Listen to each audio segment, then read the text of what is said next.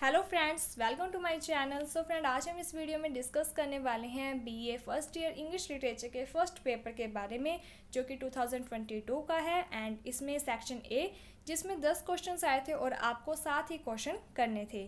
तो आपको पहले ही बताया गया था कि 2 क्वेश्चन है जो वो आपके लिटरेरी टर्म और हिस्ट्री में से आ सकते हैं, जिसमें आपको 2 या 3 लाइन्स अच्छे से याद कर लेनी है। तो 2 क्वेश्चन वो आ चुके हैं। एंड इसके अलावा आपको पता था कि आपका जो नॉवल है एज यू लाइक इट जो प्ले है, उसमें से भी एक क्वेश्चन अच्छे से आएगा। तो 3 क्वेश्चन तो आपके यहीं पर ये क्लियर हो गए थे। फिर भी हम सारे क्वेश्चंस देख लेते हैं। पहला जो क्वेश्चन है वो आया था, explain the line doth God exact day labour and light denied. ठीक है। इसके बाद अगला क्वेश्चन है, who is the founder of metaphysical school of poetry. इसका आंसर था जॉन डन। थर्ड क्वेश्चन है, what are the characteristics of soldier stage according to Shakespeare. Shakespeare के अकॉर्डिंग सोल्जर की क्या विशेषताएं होती हैं।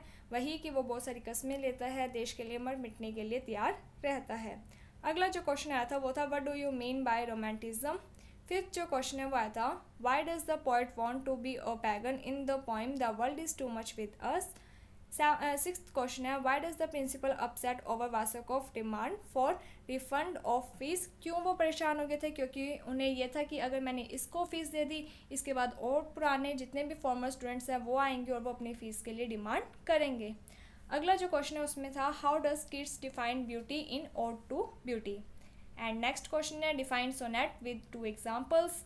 नेक्स्ट जो क्वेश्चन है वो था, what other animal is mention in the poem Tiger by William black.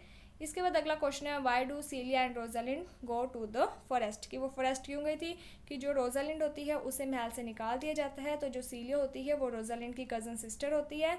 तो जो सीलिया वो कहती है कि तुम अकेली नहीं जाओगी, मैं भी तुम्हारे साथ चलूँगी। तब ये दोनों ही जो सिस्टर्स होती हैं ये दोनों फॉरेस्ट में चली जाती हैं। तो जितना आपको बताया गया था उसमें से क्वेश्चंस आ चुके हैं। जैसे कि आपने अगर सोनेट अच्छे तरीके से तैयार कर रखा था और जो रोमांटिज्म है जो वो अच्छे तरीके से तैयार किया हुआ था, 2 क्वेश्चन आपके यहाँ पर क्लियर हो जाते हैं। इसके अलावा आपने रिफंड प्ले भी पढ़ लिया था और आपको as you like it play पढ़ने को कहा था, तो 4 क्वेश्चन आपके यहाँ पर क्लियर हो चुके हैं। एंड जो भी हमने पॉइंट्स डिस्कस की थी उसमें भी आपको बताया गया था शेक्सपियर की स्टेज वगैरह के बारे में, और ये the world is to much with अस के बारे में, ओड टू ब्यूटी के बारे में। तो इस तरीके से आपके जो 7 क्वेश्चन हैं वो वैसे भी क्लियर हो चुके होंगे। इसके बाद आपको बताया गया था कि जो सेक्शन बी होते हैं उसमें 2 पार्ट्स आते हैं, जिसमें से पार्ट 1 में 3 स्टैंजा होती है और आपको एक ही स्टैंजा करनी होती है। और सबसे अच्छी बात ये हुई है आपके साथ कि सेकंड जो स्टैंजा है उसमें आपको क्लियरली पता चल चुका होगा कि ये जो स्टैंजा है ये किस पोएम में से आई है।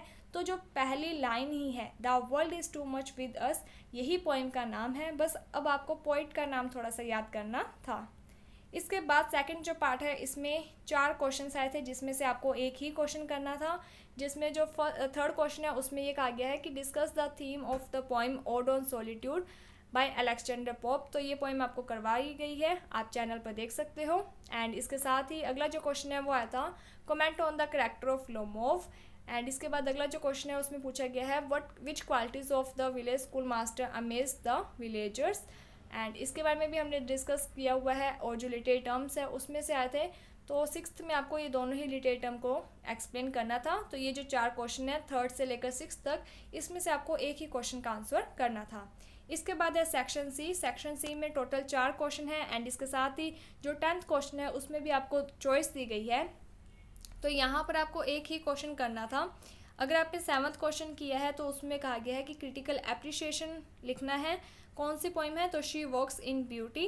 तो इसमें क्या करना होता है कि सबसे पहले पॉइंट्स के अकॉर्डिंग अपना आप आंसर लिखोगे, जिसमें आप पहला पॉइंट बनाओगे इंट्रोडक्शन।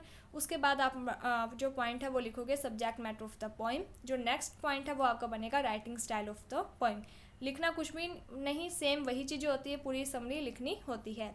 अगला जो क्वेश्चन है उसमें आया हुआ है एज यू लाइक इट से रिलेटेड, तो इसमें आपको पूरी समरी लिख देनी थी। एंड इसके बाद जो नेक्स्ट क्वेश्चन है वो तो लिटरेरी हिस्ट्री में से आया हुआ है, जो कि आपको कहा था कि लॉन्ग में मत पढ़ोगे तो भी चल जाएगा काम।